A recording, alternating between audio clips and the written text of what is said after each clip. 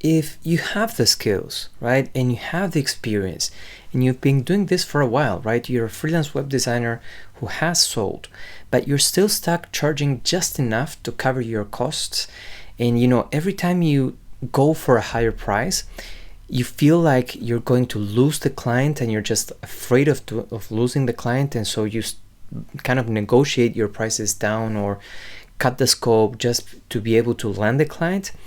This video is for you. In this video, we'll talk about the psychology of pricing and how you can start raising your rates fast. Let's go.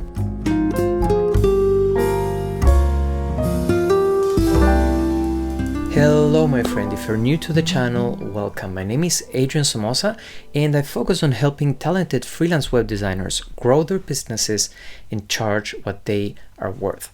Now, before we dive in, right, I want to let you know that I prepared a free course for you to avoid shooting yourself in the leg in your freelance web design journey. It's called the BONT Peers, and I teach a 5-step system for consistent high-ticket web design clients. The link is going to be below. Now, most web designers charge like they are selling a commodity, right? UX, wireframes, and X amount of revisions, and this design, and I'm gonna work in Framer, and I'm gonna deliver the Figma file, or and you talk about deliverables. And the problem there is that commodity pricing is when you base your prices on what it costs you to do the work, and you base your prices on the features, not what it's worth to the client. So let's say that it takes you one full month to design a website, for example, right? And your monthly living expenses are 5K, for example. If you charge less than that, you're literally paying to work. So if you charge only 5K, you're just surviving, right? Not building a business. And basically that's a cycle of burnout. So value-based pricing, on the other hand, is totally different. It's based on what the client gets in return. And let's say, for example, your client is an architect, right? And their projects go for 40K each, for example. If your website helps them land one more client per year, right? Just one more client per year, they make 40K extra on top of what they are doing now. So if you charged 10, 20K, they're still winning. You see what I mean?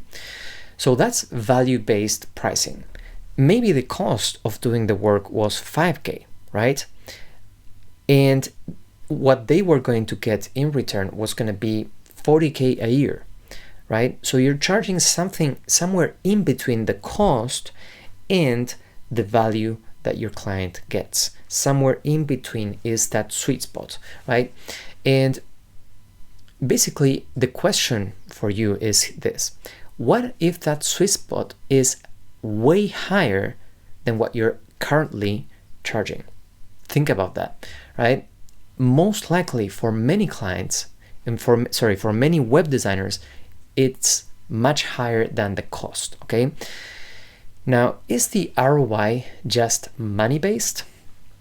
No, ROI isn't just money-based. Let's say that the client's been DIYing their website for months, for example. That's wasted time, right? Now, wasted time, wasted effort, and mental stress that you could save them, right? So if you can save them the time, the mental stress, the effort, and help them go to market faster, for example, give them clarity, or even just look legit, right? Like a strong presence online, right? Enough for them to close bigger deals and feel confident in their skin, right? That's real value too. And all of that adds up, okay? So when you price based on impact, not hours, you start stepping into the role of a strategic partner, not just a service provider. You start to show your clients, one, that you know what you're doing and that you know the impact that your work has in their businesses.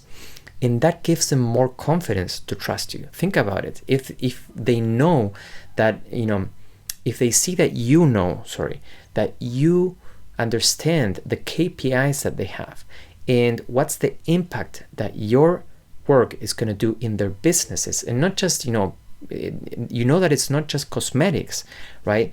That's going to give them the confidence to say, oh, okay, this guy knows what he's doing. He's a strategic partner, not just another commodity service provider. Now, the question here is, are you creating win-win or are you creating lose-win scenarios? So if you're charging just to cover your costs, like I said, that's not a win-win. That's a lose-win. The client wins, but you're left scraping by. Okay, that's not a win-win. A real win-win looks like this: the client gets the website, time savings, clarity, and results, and you get paid what you need plus a healthy profit, right? And the relationship, because of that reason, is strong because both sides got a great deal, right? That's how you run a sustainable business, and that's how you stop the cycle of burnout and undercharging. Sometimes scaling is about learning how to charge with value-based pricing and conduct sales calls in a way that you can uncover the impacts that your work has in your business, in your clients' businesses. And so that helps them see the value. Sometimes the value is there and you're just leaving money on the table, or even, offering a lower tier option because you don't know how to help the client see the value of your offer. So take this as a clear example, right? Remco was joined a few weeks ago. The BONT Club, by the way, it's my consulting program where I help freelance web designers grow their businesses to a financially peaceful and creatively challenging one, right? So Remco joined a few weeks ago, and he said this, right? 2 weeks later.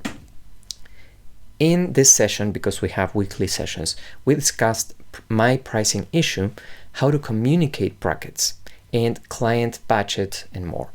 I've applied the lessons from yesterday and got an update. Initially, the client budget was 6,700 euros, which fell within the first bracket. He had built 3 brackets. Now, after discussing the potential impact of the second bracket and what revenue that could provide them, they decided to increase the budget and go for the second bracket. So what happened is this: he jumped on the call. They told him, he showed them the tiers, and the first tier was between 6 and 7K.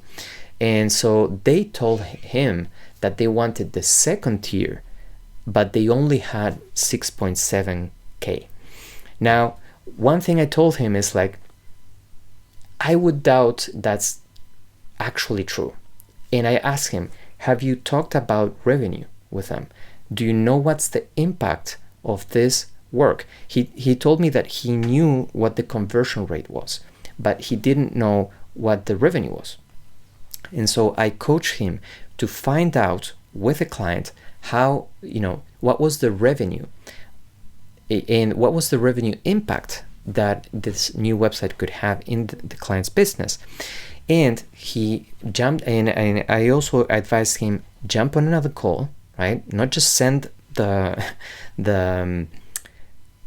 pricing or the tiers via an email.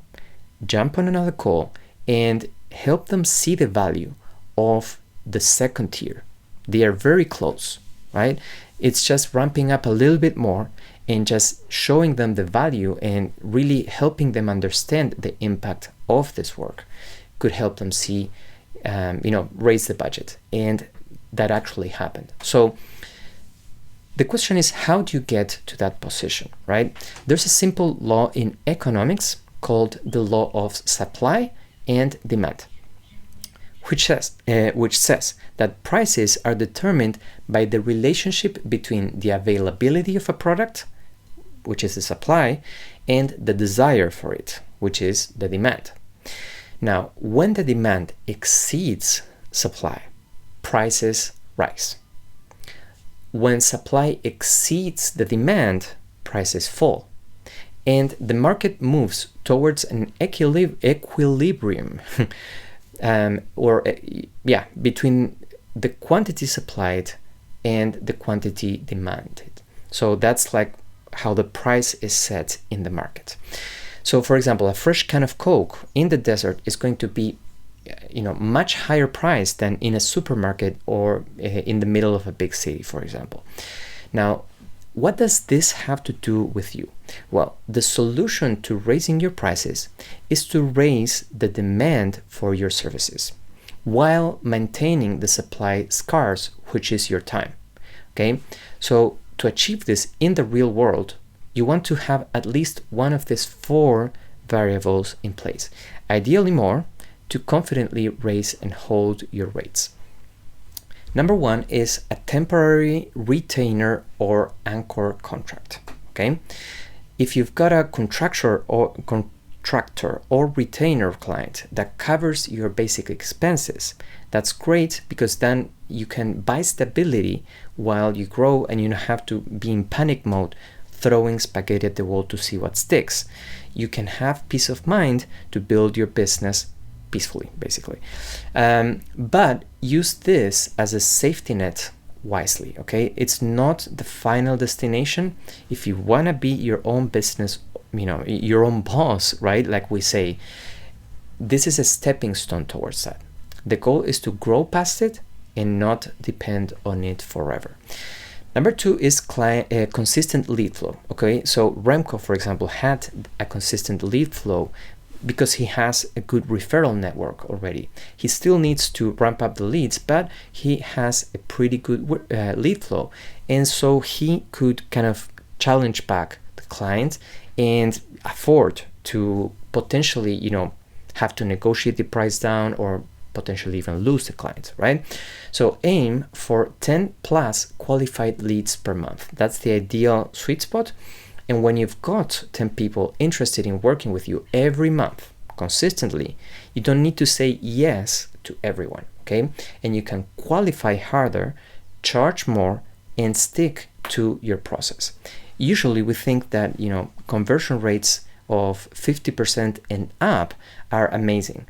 It's not true, because basically when you have a really high conversion rate, it means that you're probably undercharging or negotiating your scope or your prices down to close the deals, right? Usually to sell high ticket prices, you need to say no more often. And basically somewhere in between 10% and 30% conversion rate is the sweet spot. If you're having a conversion rate above 30%, that means usually it's a red flag that you're charging too little, okay? And that you need to, let's say that you have a 60% conversion rate, you definitely need to raise your prices, okay? And bring that conversion rate down to between 10 and 30%, okay? So with consistent lead flow, you can do that, okay? Now, number 3 is a healthy runway. So build a 3 to 6 month financial cushion, okay?